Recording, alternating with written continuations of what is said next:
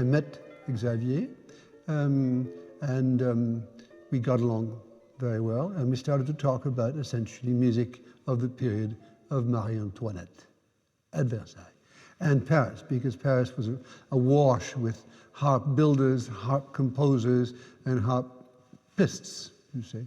So the harp was a favorite instrument of the Queen Marie-Antoinette. So when she arrived in Paris, all the women of the high society wanted to imitate her. And it was a golden age for the harp. You have to imagine that there were like over 200 harp shops in Paris at the end of the 18th century. We have only 3 now. And all the most famous soloists came also to Paris and to Versailles. And so there was a boom which never happened after that. And so a lot of harpists played concerts for the Queen, but also the concerts spirituels. There were at that time more harp soloists than piano soloists. And I thought it was interesting to rediscover this repertoire, which has been forgotten for some of the composers. And I think it's also from this time that the harp is associated to women of the high society, because you have lots of paintings with harp in salons. But you should never forget that the performers, like the soloists, were mostly men.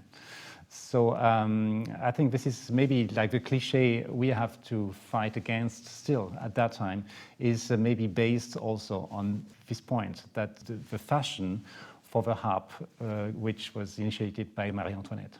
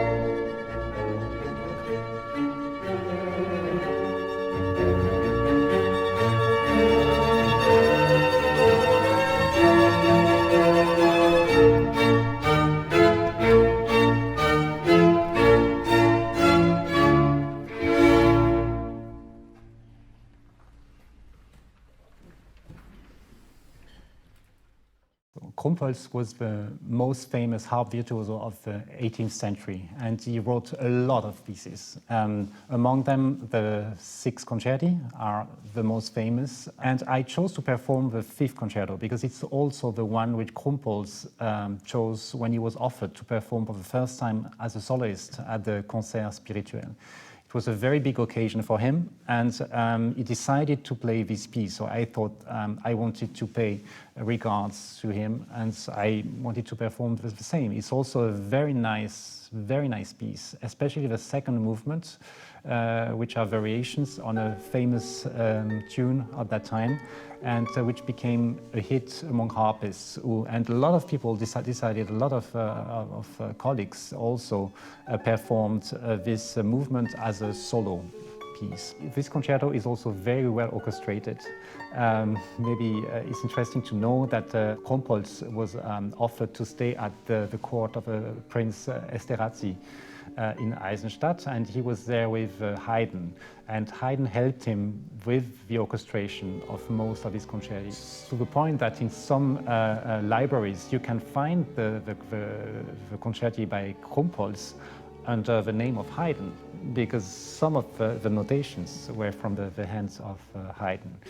And just for the story, Krumpholz had a very sad ending, because he was desperate after his wife left him for another composer, Dussek, and he just jumped into La Seine and committed suicide. So it's a very sad ending for a very brilliant life, and so, a harpist who really contributed to develop a technique. He wrote a traité and a method how to play the harp. So he was a very important man in the history of our instrument.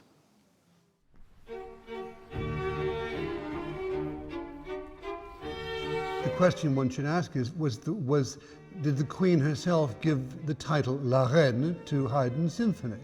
Probably not. But the fact is, she was very much involved in music that came from her native country, which happened to be Austria.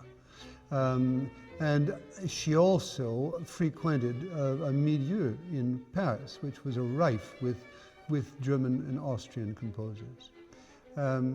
One could add as well that Comholz knew Haydn.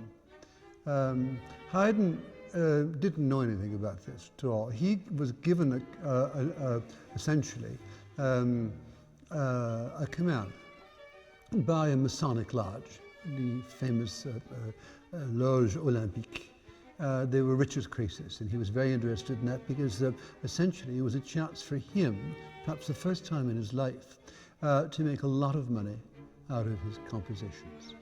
The curious thing about these Paris symphonies is that they have names, curious names, you know. And the most telling, of course, is the La Reine. And we know that she heard this symphony as she heard the others. And people immediately said, of course, well, this was her favorite amongst the other symphonies, they said. It's a very grand symphony. And unlike a number of his symphonies, he's obviously playing to a very sophisticated court and a very sophisticated city, Paris being the city and the court being Versailles. So instead of having a kind of a Bauernmenuett, you know, a peasant minuet and peasanty sort of, you know, this is a very sophisticated work. And obviously, perhaps for an Austrian princess who was the Queen of France, this was yes, she liked this very much.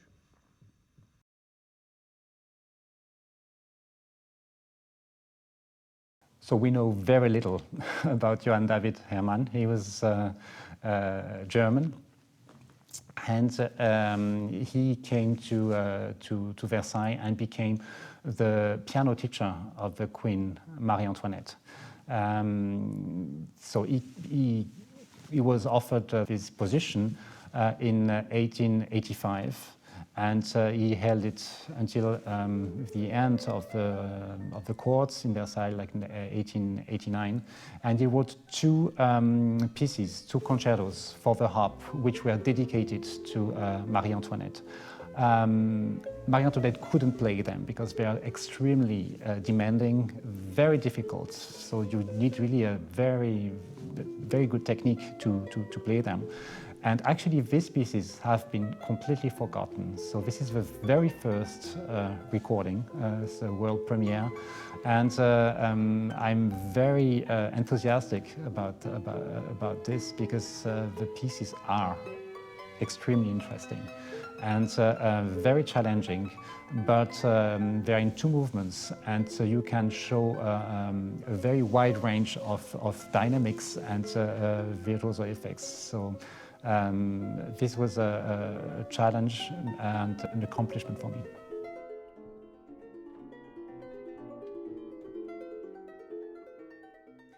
So for the first time in my career, I decided to play on a period instrument because usually I want to play, to be comfortable and to play on the big concert harp. And but I thought it was interesting because this repertoire was written originally for the harp, to perform it on an instrument of the end of the 18th century.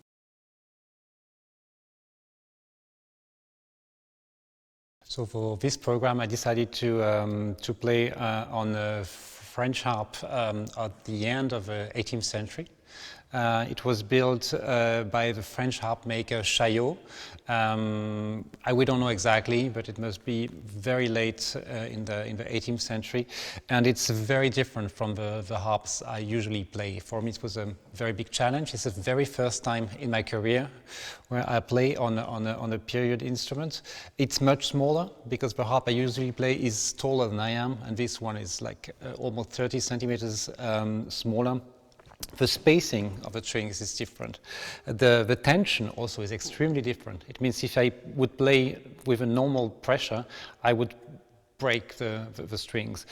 So it's a very different, it's a single action, which means you can use just to shorten the strings, but just one time. So it means for each string you have to choose if you want to use, for example, a C sharp or a C flat. You cannot change. For example, now the C string is tuned C, and I can play a C sharp, but no other choice. I cannot play a C flat.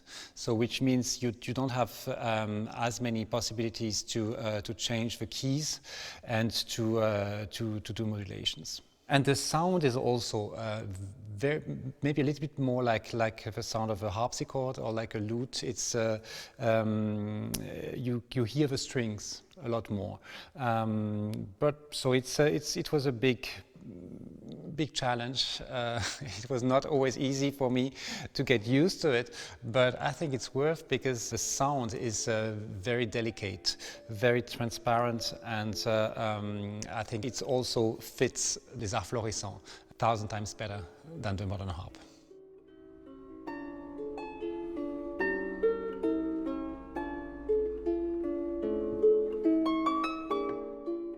So this is a very special album for me because for the first time I'm going to play original pieces which were written for the harp, because I made my career arranging lots of pieces by Haydn, Debussy, Mozart, and so now I'm going to perform really pieces which are written for our instrument, a repertoire which is not so well known and which has been forgotten, and on a harp of the 18th century.